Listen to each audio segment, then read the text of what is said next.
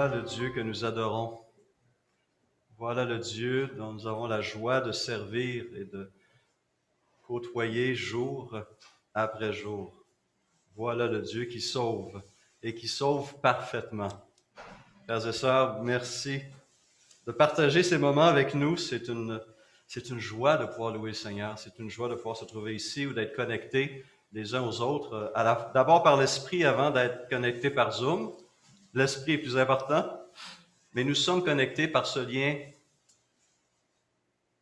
inviolable de l'Esprit. Et nous formons ensemble le corps de Christ. Et nous pouvons ainsi célébrer le Seigneur. France, merci pour ta présidence, merci pour le choix.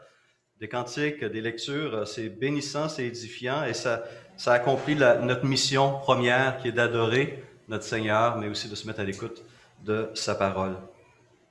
Alors, prions ensemble. Seigneur, merci parce que nous pouvons compter sur toi. Merci parce que jour après jour, nous pouvons nous venir nous présenter à toi, t'élever dans la louange, mais aussi t'élever nos besoins, nos requêtes, nos désirs. Et nous savons que tu entends, que tu reçois, et nous savons que ta réponse est toujours la meilleure. Seigneur, on reconnaît qu'on ne comprend pas toujours le pourquoi et le comment et le quand.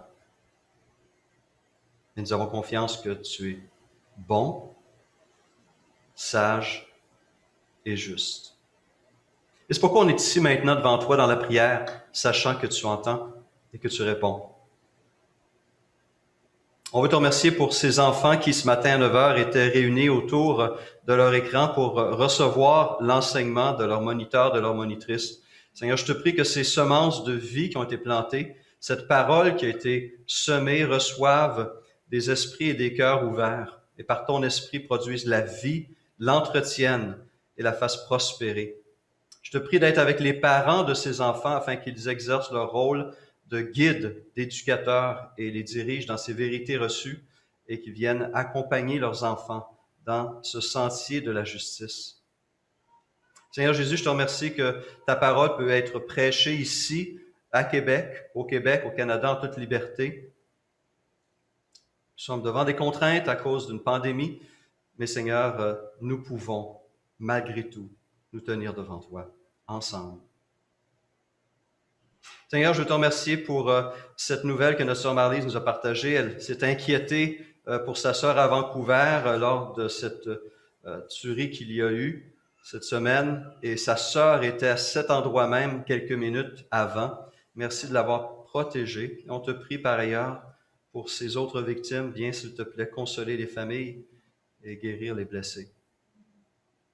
Et Seigneur, on est conscient qu'il y a encore ce fléau qui bouleverse le monde entier, cette pandémie qui a vraiment chamboulé notre vie à plus d'une reprise au cours de la dernière année et ce n'est pas terminé. Seigneur, nous sommes fatigués. Et on est écœurés, Seigneur. Et on te remet ces moments et on vient à toi parce que tu es notre force, tu es notre rocher, tu es là qui nous soutient et on le reçoit ce soutien, on y croit en ce soutien, on le vit ce soutien. Je te prie de renouveler, Seigneur, le cœur et l'esprit des frères et des sœurs qui sont peut-être davantage affectés par cette pandémie, que ce soit au niveau de leur santé physique, que ce soit au niveau de l'isolement social, que ce soit au niveau des privations financières, problèmes professionnels ou autres. Seigneur, je te prie que ta bonne main repose sur ces personnes qui souffrent davantage que les autres. Seigneur, on entend parler de nos concitoyens qu'un Québécois sur deux a des problèmes de sommeil. On est confronté à des nouvelles qui bouleversent, Seigneur, avec ces maris qui s'en prennent à leur épouse. Cette violence conjugale inacceptable. Seigneur, on te prie pour ceux et celles qui vivent cette pression intérieure, qu'ils puissent chercher l'aide dont ils ont besoin, qu'ils puissent être empêchés, Seigneur, de donner, de manifester ces sentiments, cette violence. Je te prie de protéger, Seigneur, non seulement nos frères et nos sœurs, mais les Québécois et les Québécoises. Seigneur, on entend encore ces cas de violence en Birmanie. Nous sommes troublés de voir qu'encore des records de morts suite à la violence policière et militaire au Myanmar. Et on te prie, Père, que la paix soit restaurée et que la justice soit restaurée. On te prie qu'un État de droit puisse prendre la direction du pays. On te prie pour la cessation de cette violence, de ces meurtres. On pense à nos propres frères et sœurs qui, Karen, Kareni, ceux qui sont là-bas. Donne leur sagesse et courage, Père, dans ces moments de danger, de grave danger, d'incertitude. On pense à nos frères et nos sœurs ici même, à Renaissance, qui ont de la famille encore là-bas. S'il te plaît, console et rassure leur cœur. Entoure-les de ta grâce de manière particulière. Seigneur, je veux t'élever la belle-fille de Jean-Pierre et de Marie-Claude, Mariaka, qui a perdu son père cette semaine et qui voit un beau-frère profondément atteint par la COVID. Je te prie d'entourer, Seigneur, cette famille, de donner à cette femme, Mariaka, une consolation surnaturelle, qu'elle puisse goûter, Seigneur, ton toucher dans sa vie. D'être avec son mari, Olivier, avec ses enfants, avec sa famille en Équateur. Soit avec Jean-Pierre et Marie-Claude, qu'ils soient de bons grands-parents et de beaux parents qui entourent de leur amour et de leur prière cette famille endeuillée.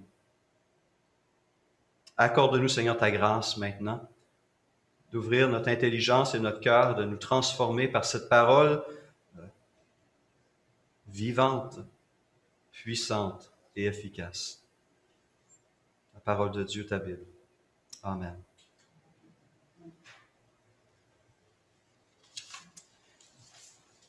Quelqu'un pourrait me donner le nom, le titre d'un livre qui a été jusqu'au milieu du 20e siècle le livre le plus imprimé au monde après la Bible. Un livre qui a été appelé par un spécialiste l'un des plus grands succès de librairie que l'Europe ait connu de la fin du Moyen Âge au début de l'ère contemporaine. Non, mais c'est un des grands vendeurs. Comment? Le Petit Prince est aussi dans la liste, je crois, des 50, mais on a autre chose encore. Là, on parle d'un ouvrage, on fait référence au Moyen Âge, donc un ouvrage qui a été écrit et circulé au Moyen Âge.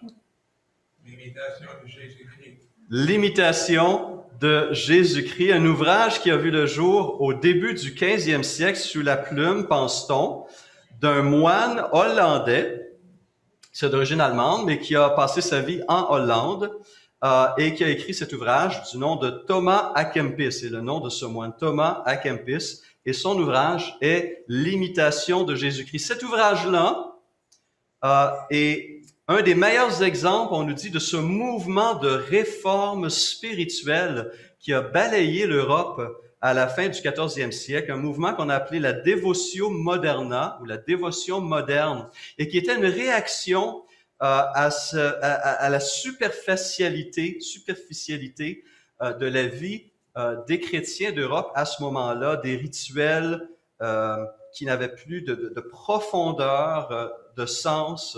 Et c'est un désir d'avoir une relation plus riche, plus profonde avec Jésus-Christ et de manifester un dévouement personnel quotidien plus profond et plus riche. Et cet ouvrage, donc, a répondu à ce désir qui était très, très présent en Europe et pendant 4 siècles a été un des plus grands livres, un des livres les plus imprimés de tous les temps après la Bible. Le titre est un titre très évocateur, n'est-ce pas? L'imitation, pas l'imiter, mais imiter, l'imitation de Jésus-Christ est en fait une quête fondamentale de tout disciple de Jésus-Christ. Je vois mes enfants lorsqu'ils grandissaient, puis je vois ma petite fille maintenant qui vit avec sa mère. Un fils désire naturellement imiter son père. Hein? Son père, on voit ses images et ses photos, le père en train de se raser le matin, et t'as le petit garçon à côté, le visage plein de crème de barbe, qui essaie de faire comme son père, ou la petite fille qui s'habille comme sa mère, qui va mettre ses souliers à talons hauts, qui va marcher tout croche comme ça. C'est naturel de vouloir imiter son parent, n'est-ce pas? C'est en nous. On apprend, on grandit par l'imitation. Dieu a fait les choses de la même manière au niveau spirituel. Nous avons un grand frère, Jésus-Christ, et il nous est offert comme modèle à imiter. Et on constate que les jeunes chrétiens de l'Église de Thessalonique, des chrétiens qui avaient à peine quelques mois dans la foi, ont saisi au départ cette réalité. Et non seulement ils l'ont saisi, mais ils l'ont vécu quotidiennement. Je vous invite à prendre 1 Thessaloniciens. Nous poursuivons notre étude ce matin de cette belle lettre très personnelle, très intime de Paul, où lui-même se présente comme un père, comme une nourrice, démontre un amour incroyable pour ses jeunes croyants. Et il commence évidemment par une célébration et des actions de grâce. Nous allons lire à partir du verset 1er de 1 Thessaloniciens, chapitre 1. De la part de Paul, Sylvain et Timothée, à l'Église des Thessaloniciens qui est de Dieu, le Père, et dans le Seigneur Jésus-Christ, que la grâce et la paix vous soient données ici de la part de Dieu notre Père et du Seigneur Jésus-Christ. Nous disons constamment à Dieu toute notre reconnaissance pour vous tous, en faisant mention de vous dans nos prières. Nous nous rappelons sans cesse l'œuvre de votre foi, le travail de votre amour et la fermeté de votre espérance en notre Seigneur Jésus-Christ devant Dieu notre Père. Nous savons, frères et sœurs aimés de Dieu, qu'il vous a choisis parce que notre évangile ne vous a pas été prêché en parole seulement, mais avec puissance, avec l'Esprit Saint et avec une pleine conviction. Vous savez en effet comment nous sommes comportés parmi vous à cause de vous. Et voici notre texte d'aujourd'hui. Vous-même, vous êtes devenus nos imitateurs et ceux du Seigneur en accueillant la parole au milieu de grandes difficultés avec la joie du Saint-Esprit. Ainsi, vous êtes devenus un modèle pour tous les croyants de la Macédoine et de l'Achaïe. Ici s'arrête la lecture de la parole de Dieu. Verset 6. Vous-même, écrit Paul, vous avez été mes imitateurs et ceux du Seigneur. Pourquoi Paul souligne cette réalité? Pourquoi s'en réjouit-il autant? Eh bien, première chose qu'il faut souligner, c'est que cette imitation est désirée par Dieu, est voulue de Dieu. Ce qui est dit ici en mode affirmatif, Paul reconnaît cet état de fait au verset 6, se retrouve présenté en mode impératif en tant que commandement ou exhortation dans plusieurs autres lettres du Nouveau Testament. Paul lui-même va se donner un exemple, presque systématiquement dans toutes ses lettres adressées aux églises qu'il a visitées. Aux Corinthiens, 1 Corinthiens 4,16, « Je vous en conjure donc, soyez mes imitateurs, dit-il. » Aux Galates, chapitre 4, verset 12, « Frères et sœurs, je vous en supplie, soyez comme moi. » Aux Philippiens, « Soyez tous mes imitateurs, frères, et portez les regards sur ceux qui marchent selon le modèle que vous avez en nous. » Et il ajoute au chapitre 4, verset 9, « Ce que vous avez appris, reçu et entendu de moi, ce que vous avez vu en moi, pratiquez-le. » Et qu'est-ce qui va se passer? Le Dieu de paix sera avec vous. Rien de moins. Mais cette imitation est à rechercher évidemment seulement dans la mesure où la personne qui se donne en exemple est un exemple digne d'imitation. Et elle sera un exemple digne d'imitation si elle-même regarde à Christ et cherche à l'imiter dans toutes les sphères de sa vie. C'est ce que Paul dira aux Corinthiens, 1 Corinthiens 11, 1, lorsqu'il écrit « Soyez mes imitateurs, comme je le suis moi-même de Christ. » En fait, c'est un des aspects fondamentaux de la mission que l'Esprit de Dieu a reçue du Père et du Fils en venant en nous. C'est un des œuvres fondamentales que l'Esprit accomplit en cet instant même en vous. 2 Corinthiens 3,18 dit, « Nous sommes transformés à son image de gloire en gloire par l'Esprit du Seigneur. » Jour après jour, heure après heure, le Saint-Esprit travaille inlassablement en vous, en nous, pour nous rendre semblables à Jésus-Christ. Le grand théologien anglais John Stott écrit ceci.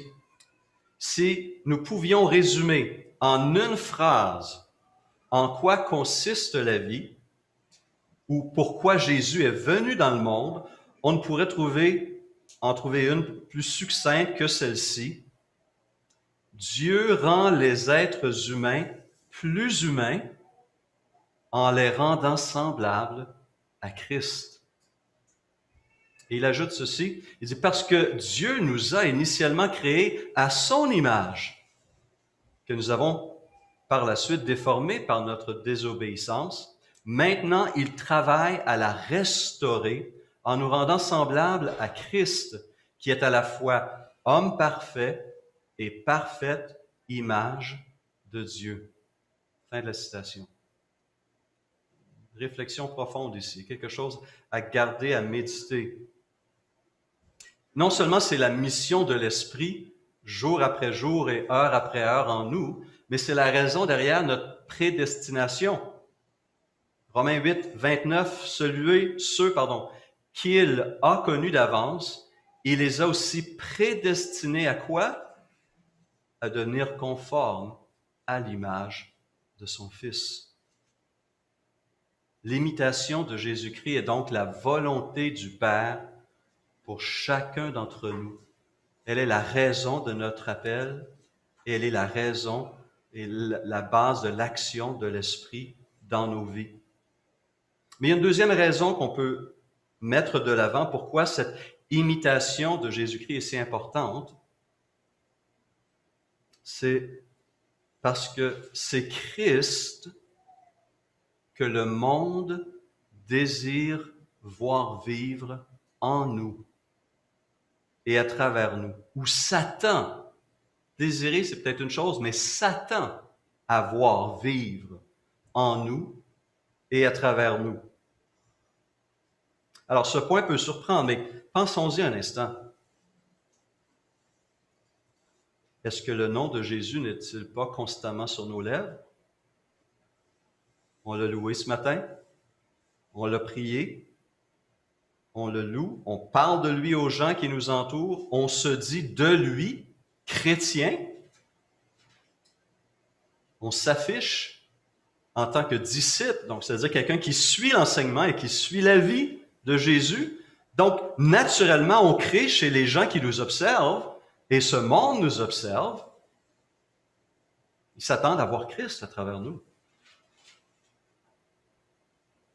Ils s'attendent à voir Christ à travers nous. Le voit-il?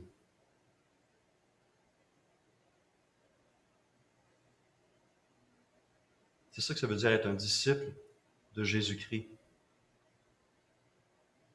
Est-ce le cas? 3 citations choc qui nous font réfléchir, qui m'ont fait réfléchir. De nouveau, Stott ici. Il dit « Rien n'entrave, rien ne bloque, rien n'entrave autant le témoignage de l'Église chrétienne que le grand écart que l'on constate entre nos affirmations et notre performance, entre le Christ que nous proclamons et le Christ que nous représentons visuellement. » Un des grands missionnaires méthodistes américains qui a passé une bonne partie de sa vie en Inde, Stanley Jones, participait il y a plusieurs années à une conférence publique ouverte à tous, c'est une conférence séculière, pour des éducateurs. Et le conférencier principal, qui est un Indien non-croyant, apprenant qu'il y avait plusieurs éducateurs chrétiens dans la salle, s'est permis cette remarque. Il dit ceci en s'adressant à ces chrétiens. « Si vous, chrétiens, viviez davantage comme Christ a vécu, l'Inde entière sera à vos pieds demain matin.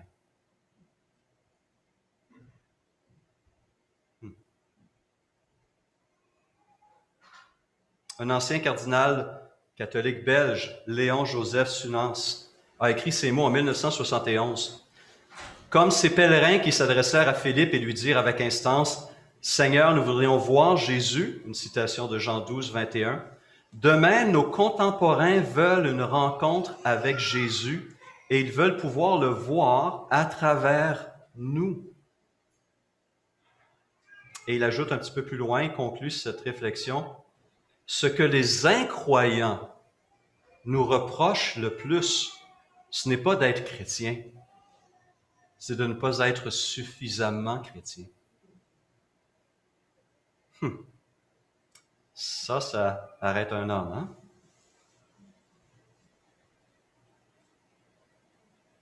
Prenons-nous cet appel au sérieux, cet appel sur notre vie de refléter Christ, jour après jour, en pensée, en parole, en action. La question par ailleurs peut surgir, en quoi devons-nous ressembler à Jésus? La réponse courte est simple, en tout. Mais la parole va signaler, va souligner 3 domaines particuliers. 3 domaines qu'on retrouve chez les Thessaloniciens et ailleurs chez d'autres chrétiens néo-testamentaires. Et la première qui est soulignée est la suivante. Nous avons besoin de ressembler à Jésus en sainteté, en pureté, en consécration. Pierre dira dans sa première épître inspirée, « Puisque celui qui vous a appelé est saint, vous aussi soyez saints dans toute votre conduite. En effet, il est écrit, vous serez saints car moi, je suis saint. » 1 Pierre 1, 15 et 16. Paul dira donc aux Thessaloniciens au chapitre 4, verset 3, « Ce que Dieu veut, hein, on cherche la volonté de Dieu, on l'a noir sur blanc ici.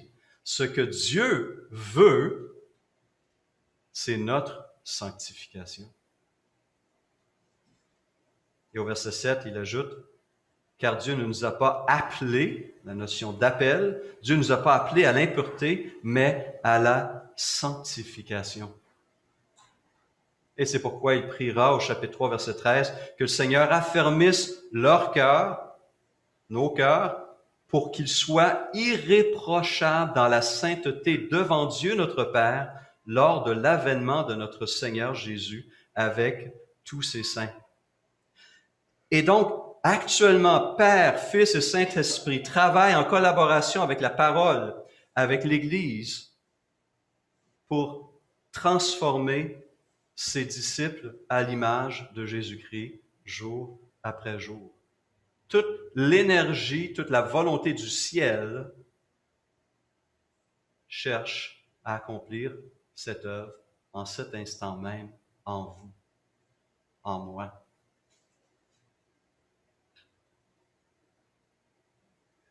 Et ce processus va aboutir, croyez-le ou non, à une gloire qui surpasse toute compréhension de notre part. Parce que nous serons transformés à l'image de Christ. Nous serons pleinement glorifiés et nous allons briller pour lui et devant lui. C'est la promesse de Dieu. Et on ne peut pas saisir la profondeur de cette réalité. Ça me dépasse personnellement, je ne suis pas le seul. Jean, l'apôtre Jean lui-même reconnaissait que ça dépassait notre compréhension actuelle. Il dit ceci en 1 Jean 3:2, « Ce que nous serons un jour n'a pas encore été révélé, mais nous savons que lorsque Christ apparaîtra, nous serons semblables à lui, parce que nous le verrons tel qu'il est. » Et il ajoute, « Toute personne qui possède cette espérance en lui se purifie lui-même comme lui-même est pur. » La plénitude du salut nous conduit à ressembler Jésus, à ressembler à Jésus dans sa sainteté. Et c'est pourquoi ce travail de sanctification doit être une priorité personnelle, mais aussi collective. Il y a aussi cette Église, ce corps de Christ qui doit y travailler. Ressembler à Jésus en sainteté. Deuxième domaine, je vous cite, Matthieu 5, et vous allez savoir tout de suite dans quel domaine. Vous avez appris qu'il a été dit, tu aimeras ton prochain et tu haïras ton ennemi. Mais moi, je vous dis, c'est évidemment Jésus qui parle, aimez vos ennemis, bénissez ceux qui vous maudissent. Ah oui, hein? Faites du bien à ceux qui vous haïssent. On est prêt? Et priez pour ceux qui vous maltraitent et qui vous persécutent. Pourquoi faire toutes ces choses-là? Voici la réponse de Jésus. Afin que vous soyez fils de votre Père qui est dans les cieux.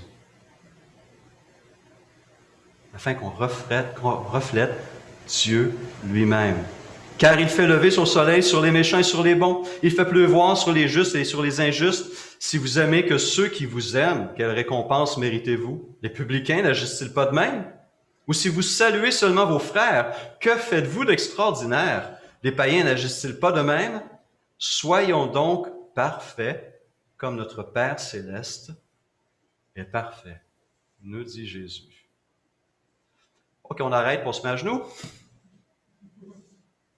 Parce qu'on a besoin de faire ça, hein? On a besoin de faire ça. De faire ça et de faire ça. De faire ça pour pouvoir faire ça. On me suit? Oui. C'est bon. Et donc, ce même écho se retrouve aux Thessaloniciens, évidemment. 1 Thessaloniciens 3,12, Paul écrit « Que le Seigneur fasse grandir, et pas seulement grandir, et déborder l'amour que vous avez, non seulement les uns pour les autres, mais pour tous les hommes, à l'exemple de celui que nous avons pour vous. Vous n'avez pas besoin qu'on vous écrive au sujet de l'amour fraternel, car vous avez vous-même appris de Dieu à vous aimer les uns les autres, et c'est aussi ce que vous faites envers tous les frères et sœurs de la Macédoine entière. Pas besoin de vous en écrire, mais je vous l'écris quand même, et même plus, nous vous encourageons, frères et sœurs, à progresser encore. À progresser encore. Et renaissance maintenant. Qu'en est-il de nous? Certains se rappelleront cette question que j'ai posée il y a 2 semaines maintenant. Lorsque vous pensez à renaissance, quels sont 3 mots qui vous viennent à l'esprit, qui décrivent cette communauté? Une sœur m'a écrit ceci. Voici les 3 mots qui me sont arrivés en tête en pensant à notre Église. Chaleur, accueil et appartenance. Amen. Chaleur, accueil et appartenance. Et elle ajoute, alors il faut croire que l'amour est présent à Renaissance et j'ose espérer qu'il découle de la foi et de l'espérance que nous partageons. Amen. Il semblerait qu'on a un témoignage dans ce domaine qui est positif. Et on peut s'en réjouir, mais on ne peut pas s'en satisfaire. On peut s'en réjouir, mais on ne doit pas s'en satisfaire.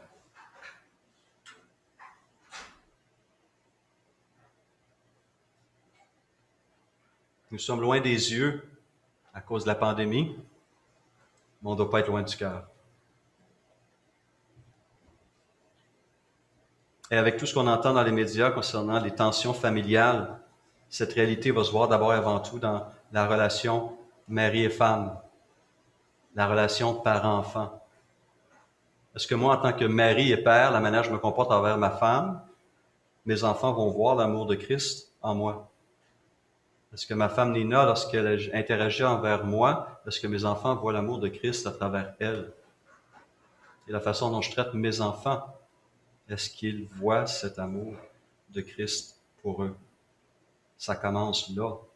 Ça se gagne ou ça se perd là. Tellement de parents chrétiens s'inquiètent pour le salut de leurs enfants. Rendons Christ attirant. Montrons-leur son amour. Finalement, 3e point qui est souligné ici, nous sommes invités à imiter Christ dans sa persévérance à accomplir la volonté de son Père malgré les épreuves et l'opposition. Une persévérance dans l'épreuve. Matthieu 16, verset 24, Jésus dit à ses disciples, « Si quelqu'un veut venir après moi, qu'il achète son billet pour son forfait vacances et puis on va faire une belle croisière pendant 2 mois. C'est pas tout à fait ça qu'il a dit. Si quelqu'un veut venir après moi, qu'il renonce à lui-même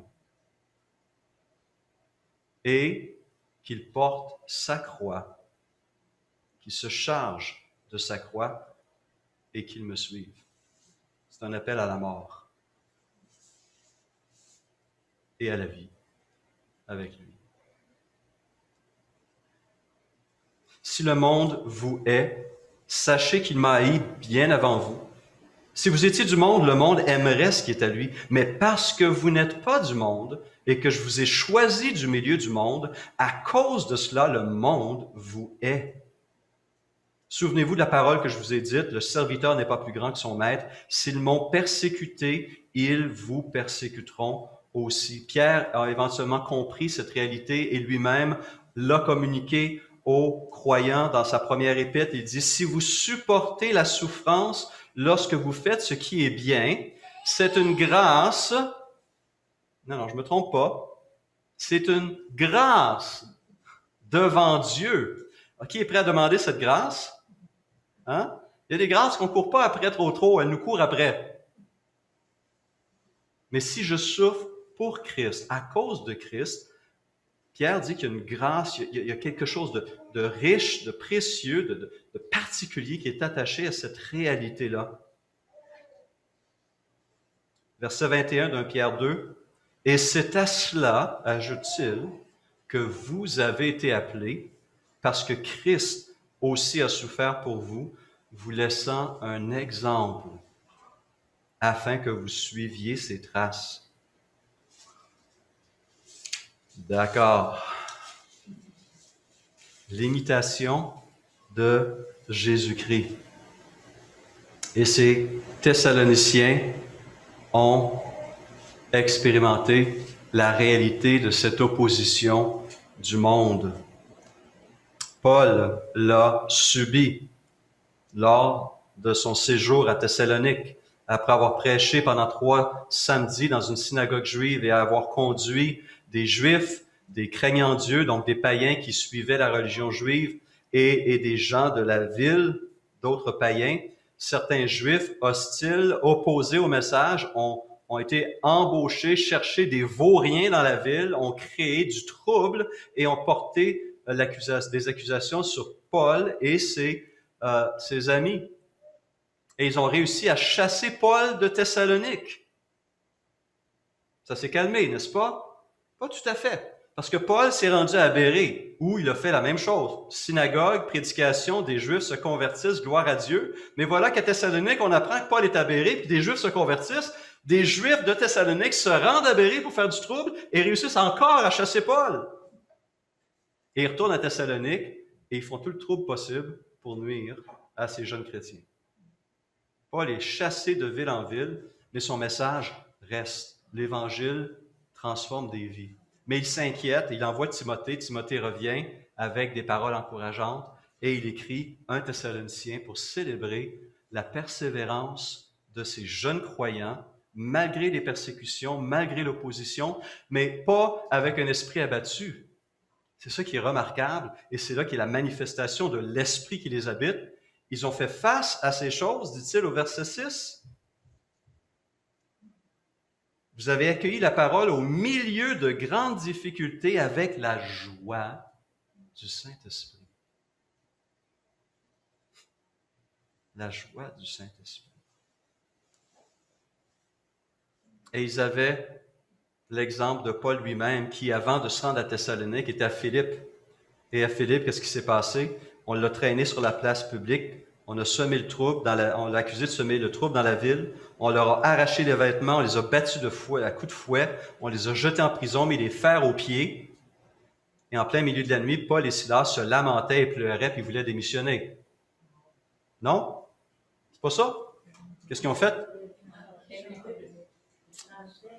Vers le milieu de la nuit, acte 16, 25, Paul et Silas priaient et chantaient les louanges de Dieu. Après avoir vécu tout ça. Ça vient pas d'eux, ça. Ça vient de Dieu. L'Esprit vivait, agissait puissamment en eux.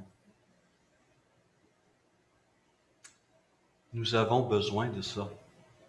Nous avons besoin de cet esprit qui accomplit cette œuvre en chacun de nous. Et on doit lui laisser tout le temps et tout l'espace nécessaire pour que cette sainteté, cet amour et cette persévérance soient richement présents dans tous les domaines de son existence, toute sa vie. Et ce qui est remarquable, ajoute Paul, ses imitateurs sont devenus des imités. Malgré leur jeune âge spirituel, leur exemple en a encouragé d'autres chrétiens, même des chrétiens plus vieux qu'eux, des chrétiens à Bérée, à Athènes, à Corinthe et ailleurs, à Philippe, ont vu l'exemple des Thessaloniciens, exemple de sainteté, d'amour et de persévérance, et ils ont été encouragés et édifiés. Puissions-nous avoir ce même impact sur les autres églises de la région de Québec et au-delà? Notre famille d'église nous cite en exemple dans différents domaines. Puissions-nous l'être aussi dans ces domaines spirituels qui est au cœur de la volonté de Dieu pour notre vie. Avant même que Jésus commence son ministère public, alors qu'il se présentait à la nation pour être baptisé par Jean-Baptiste, qu'est-ce que le Père a dit de son Fils? Matthieu 3, 17. « Voici mon Fils bien-aimé en qui j'ai mis toute mon affection. » Un jour, on va se tenir devant le Seigneur, comme France l'a mentionné, mais on va aussi se tenir devant notre Papa, notre Père spirituel. Et ce sont aussi des paroles que j'espère qu'il prononcera sur chacun d'entre nous. « Voici mon enfant bien-aimé qui fait toute ma joie, tout mon plaisir, en qui j'ai une affection, pour qui j'ai une affection incroyable. » Pourquoi?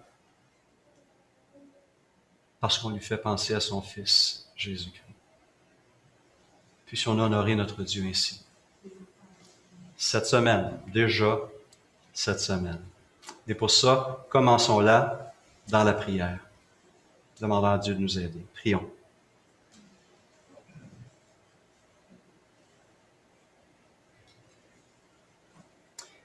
Seigneur, l'apôtre Jean écrit dans sa première épître que celui qui affirme demeurer en Christ doit aussi vivre comme il a lui-même vécu. Seigneur, nous recevons cette parole et nous recevons l'exemple de ces chrétiens de Thessalonique et de bien d'autres. Nous recevons l'exemple de l'apôtre Paul, de Pierre et de tes serviteurs qui nous ont précédés. Et nous te demandons, Seigneur, de nous aider.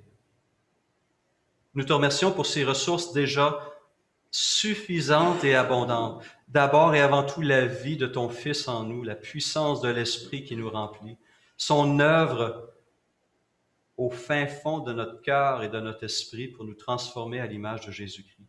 Merci. Cet appel que tu as placé sur notre vie va se réaliser parce que tu as promis de compléter cette œuvre que tu as commencée. Et tu es un Dieu de parole, un Dieu fidèle. Et Seigneur, on réalise, on le sait qu'on ne peut pas faire ça de nous-mêmes. Et on admet et on confesse, je confesse que j'ai pas toujours ce désir, Seigneur. Je te demande pardon pour les fois où je laisse la colère ou l'amertume ou même le mal influencer mes pensées, mes paroles ou mes actions. Et je te prie de continuer en moi et dans mes frères ce désir d'être transformé à ton image. Tu es beau, tu es désirable. Et Seigneur, que ma vie, que nos vies puissent laisser voir Jésus-Christ, être un reflet de Jésus-Christ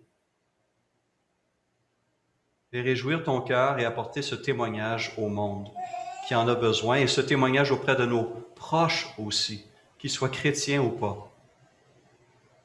Brille en nous, Seigneur, s'il te plaît. Transforme-nous encore aujourd'hui et demain et toujours. Par Christ notre Seigneur, nous te le demandons. Amen.